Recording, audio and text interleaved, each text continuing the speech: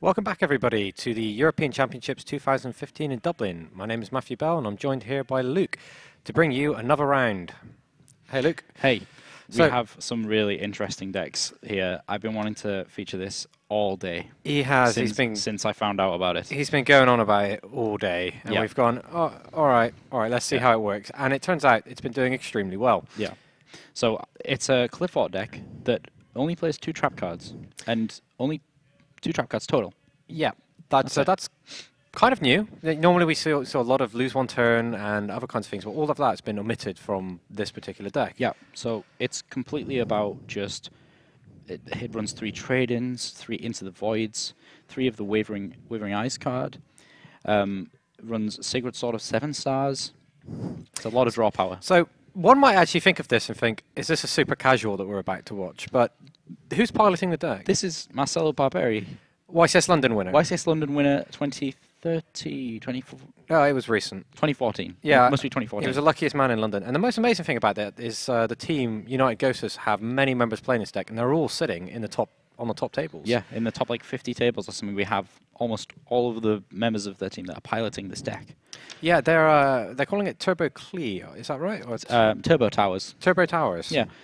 The idea of the deck is to just summon Qliphort Towers, and then you win the game because you summoned Qliphort Towers. It kind of works that way, doesn't it? Yeah. Marcello was talking to me before the event, and he was looking for Wavering Eyes, and he said if he could get a hold of them, then he would be playing this deck. And I literally saw it while we were sorting through the deck lists, and I noticed it, and I was like, there's no way I can't not see this. Let's talk a bit about his opponent. His opponent is playing Shaddoll. Is there anything interesting you see in here? Or does it look a little bit like what we come to expect from Shaddoll at this point? Yeah, it looks fairly reasonable. So we see Denko Seka, which he might think is going to be really good in this matchup, but he's going to be sadly mistaken. Yeah, this is going to be the one time where Denko doesn't change the game. No, we see 3 Mistake as well, pretty standard for Shaddoll. And then, other than that, not much else. The Mind Control in the main used to be very popular in the Shaddoll meta because you could Mind Control your opponent, set Shaddoll monster, take it away, and then use the effect, which was really good. Really standard side deck, not a lot going on. Very standard Shaddoll deck. And he's playing Felice, which is kind of strange. Not many people play Felice anymore, but it's very powerful when you can play Mathematician, get Felice, and then make that Black Rose Dragon to destroy all of your opponent's cards. Absolutely. I'm really interested to see how this goes. Marcello is X1 right now, is that right? X1, yeah. I think both players are X1. Marcello was telling me about his loss, actually, in the last round. His opponent played Ultimate King Blackjack, I think it's called, one of the cards from the last Premium Gold series. And what that allows you to do is, during your opponent's turn, you can banish it and look at the top card of your deck. And if it's a normal trap card, you can set it and play it that turn. It just happened to be that his opponent got a Fairy Wind and flipped it up in time against Qliphort. Wow. So, well, yeah, unfortunate. I can promise that's not going to happen this round, but let's head over to the table as our players are getting ready to play right now.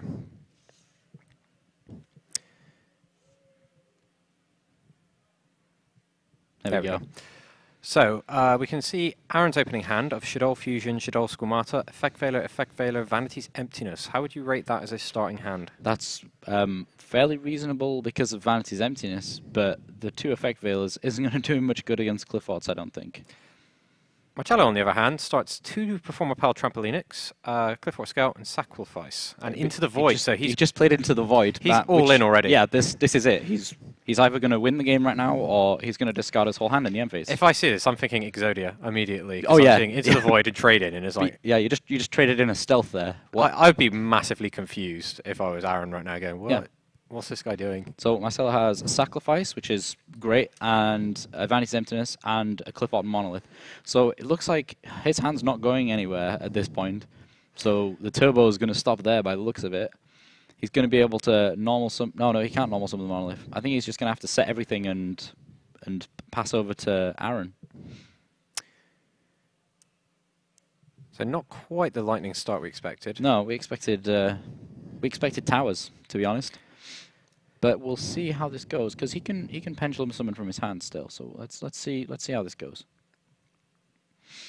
So we see Aaron opening up with a double Effect Veil. Effect Veil is not much use against Qliphorts because they get their effects negated and they get their attack back to their original attack of what's printed on the card, not the attack that it gets reduced to when they get normal summoned. That's such an underwhelming start from what we expected, and we're going to see the early Vanities Emptiness being played there. Yep. Aaron's draw for the turn was Regeki to add to his hand of double effect Veiler, Squamata, and Shaddoll Fusion. That Shaddoll Fusion getting countered immediately. Yeah. But still, we got the double effect there, and I think he just decides to summon the Shaddoll Squamata and realizes his opponent doesn't have very many cards, and he's just going to keep attacking him. I'd be massively confused, because especially if you look, Marcello discarded the Monolith, and he could have quite comfortably put that in the scale, so he's obviously, he's telegraphing a lot of interesting, he's telegraphing that he's not playing this deck the way that you should be expecting it, and we're going to see Wavering Eyes added to his hand. Yeah, so at this point, if he draws any of the, if he draws any other scales, he can play that Wavering Eyes. And that'll take out the Vanity's Emptiness as well, which will be blocking him. Yeah. So let's see what happens here. By the looks of it, Aaron's hand is just going to be summon some Shaddoll monsters and attack with it. Oh, so he decides to play Wavering Eyes. Oh, sorry, that's not Wavering Eyes, that's Summer's Art, yeah. So that's perfect. That's exactly what he wanted. Yeah, and he's looking at double Squamata, and his opponent has Regeki, Effect Veiler. None of those cards are massively effective against Qli. No, they're not going to do anything.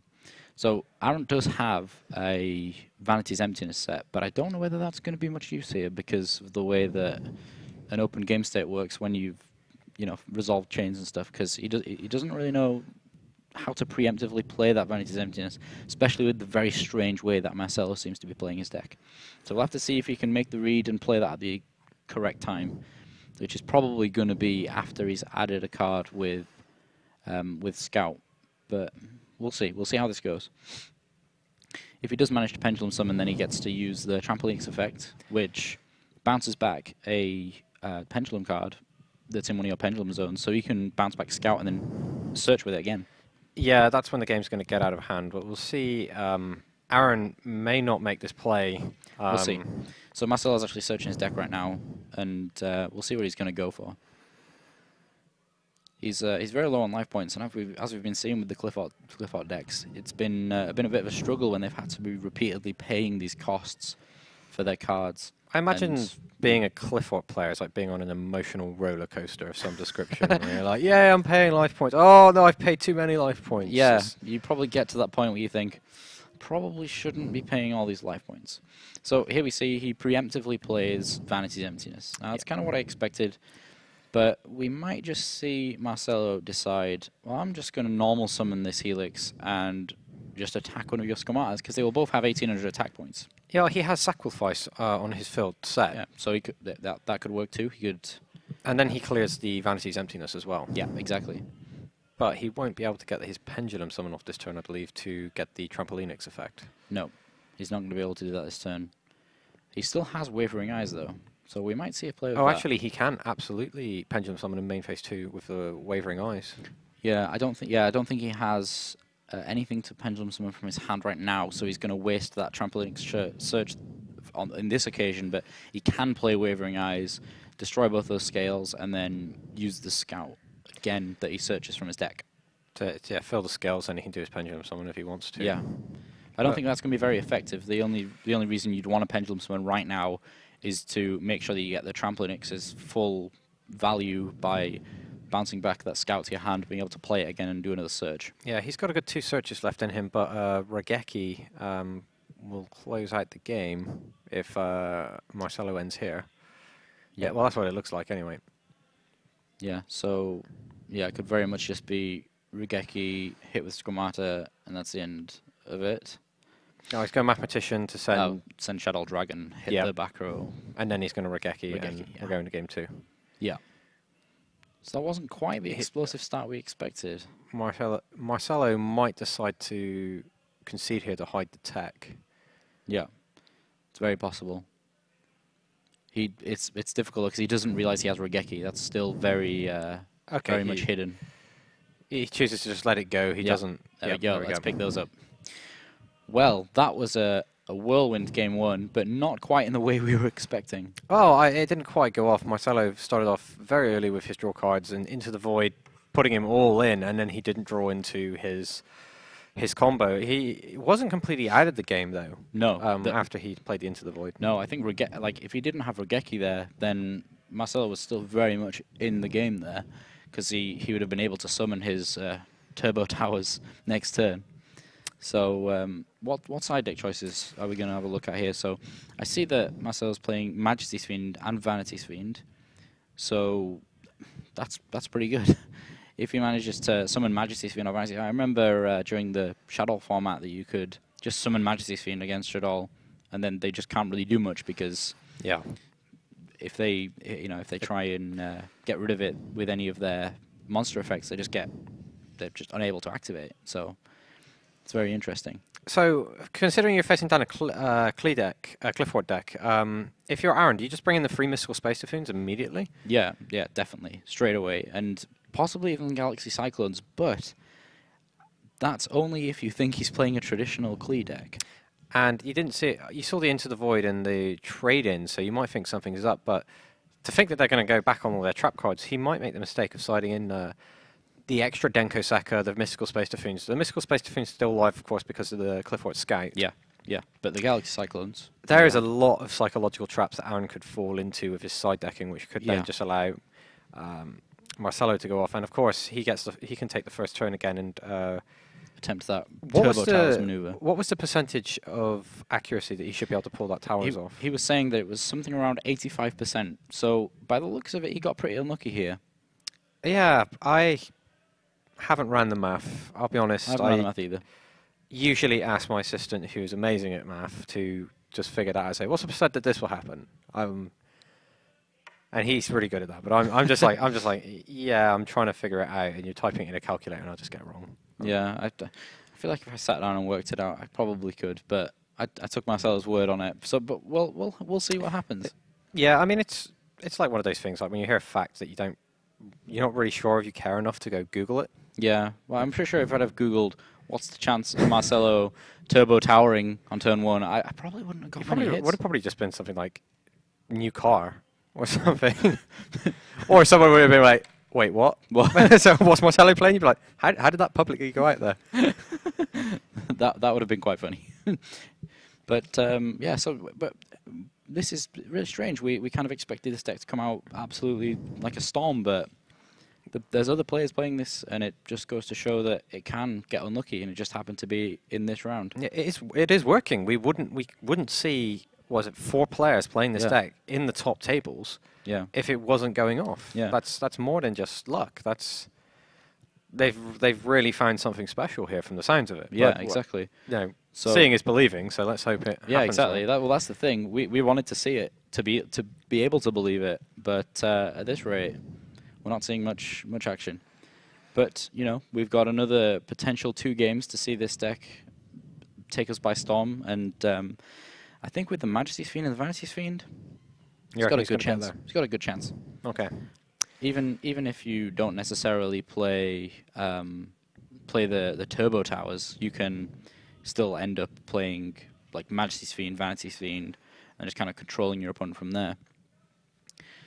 So yeah, the deck list's just really strange. This is gonna get really confusing when I check out feedback for these events. I just read the feedbacks because you guys really help us improve on what we're doing, and we're very grateful to read the feedback, the good and the bad. And the problem with this deck being called Turbo Towers is everyone's going to be writing TT everywhere, and people are going to keep thinking it's Torrential Tribute. And I'm going to do it as well. I'm going to go Torrential Tribute. Oh no, he's talking about that deck. Yeah, we should totally just make up a name for it right now. What should we go with? I'll ask him in the interview, since I think they should get to name it. They should get to name it. But okay. I've got actually a life tip. If you ever have to read negative feedback, because sometimes you do get really negative feedback. You guys can be mean sometimes, but I appreciate it nonetheless. But if you listen to like 90s pop music while you're doing it, it's actually quite soothing. And you can just go through it and go, I never thought I'd find a use for this. And it's like, huh, you're a bit of Backstreet Boys or whatever. And it's just like, you read the feedback, Backstreet Boys. You just go, you know what, this isn't so bad. Life is actually okay. Yeah. Yeah? Yeah. I don't know where else to go with that. You're not really not really giving me anything. You're just kind of looking at me strangely. Yeah, I could say that your joke was a little bit of a tragedy there, Matt. No, sometimes the lyrics fit. That was poor, wasn't it? Stratos is gone. You can't go on, Yeah, tragedy. Yeah. But again, I do appreciate reading the feedback. It's just sometimes it's a little mean, but I appreciate it nonetheless. By the looks of it, we have had a game loss for a deck error. Oh, Was Aaron must have had something in his deck that it shouldn't have been. Yeah, I saw him looking through his deck box for an extra card, and I think he's managed to leave that in his deck box somehow.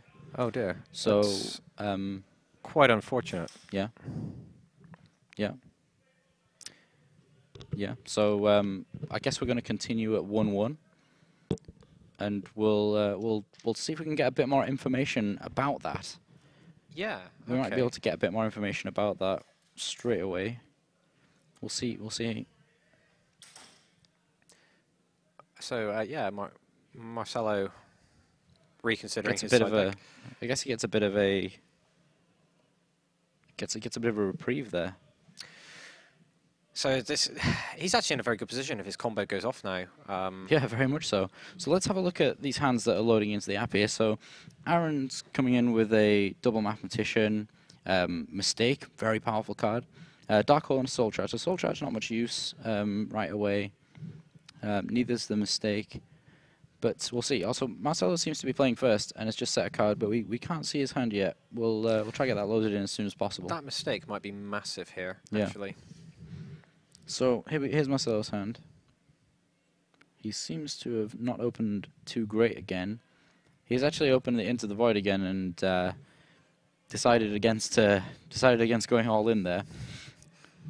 But so if we see this mistake being played, I don't think there's much that Marcello can do to stop that, unless he does have one of these side-decked Mystical Space Typhoons that he could. I feel like we may have massively overhyped this deck now. Yeah, so do I. Seeing how this is going off, but so do I. But I've got faith. I've got a bit of faith. So let's just hold our breath. Let's give it a chance. Just hold our breath. Worst case, this deck will probably come up again based on how successful some of the other players are. Yeah, so we might see it tomorrow. That's true. Yeah, so we might have just got really unlucky here.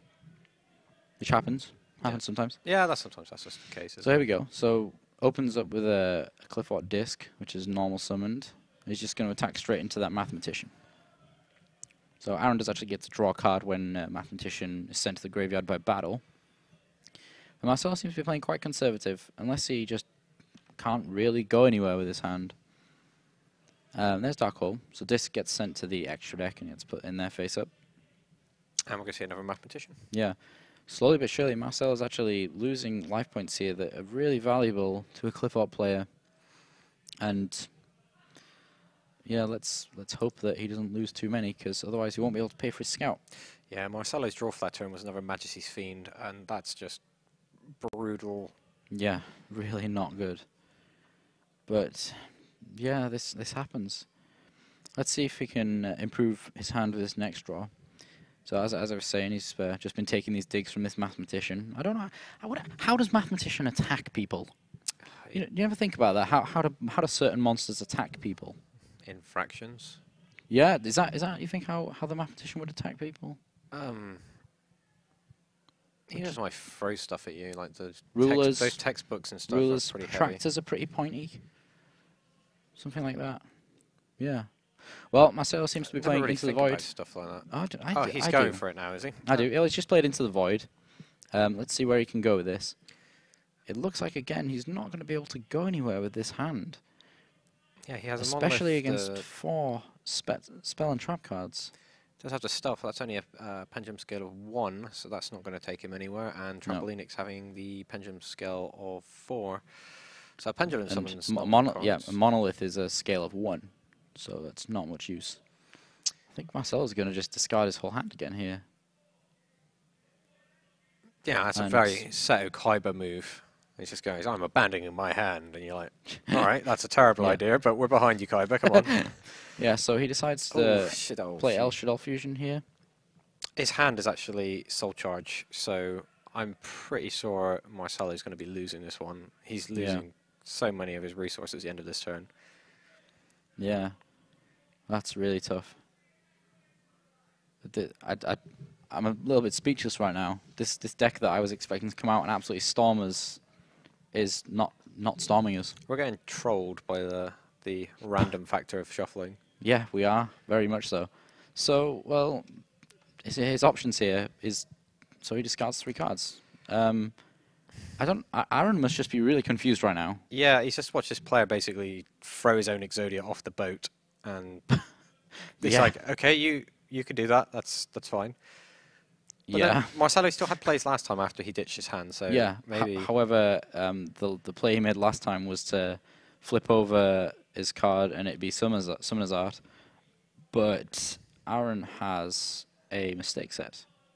Yeah, I'm pretty sure Marcello is completely out of this. Oh, what is that? That is a monolith. That's a shell. Oh, is it? Is it a shell? Yeah. So that would complete his pendulum scale. And Mystical Space Typhoon being played there to destroy the trampoline cat. The cat's got a trampoline on its back. It's pretty funny. I like it. It's pretty quirky. Yeah. I don't think I want one as a pet, though. No. Well, that Thunder King's going to just close it out there, I guess. Yeah, that's way more than Marcello's life points. Yeah. Yeah, it is. That's 2-5 and 2-6, which is 5-1 in total. Very fast. Yeah, he's doing the math to see. So he's just making 100% sure that he's out of it. Yeah, good. I mean. Oh, actually, yeah, 5-1 minus 300 of each of the monsters because of shell. In fact. Oh, that's what the reason they're taking extra calculation. Yeah. For. So it was. I think it was exact game. In fact. Oh really? Well. Yeah. Well, that's 4-2. Even with a game loss issue to Aaron, that's actually quite incredible.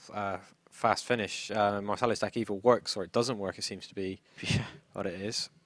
And in this case, it just didn't work both games. Not impressed with that at all. No, I'm really disappointed. I'm really, really disappointed.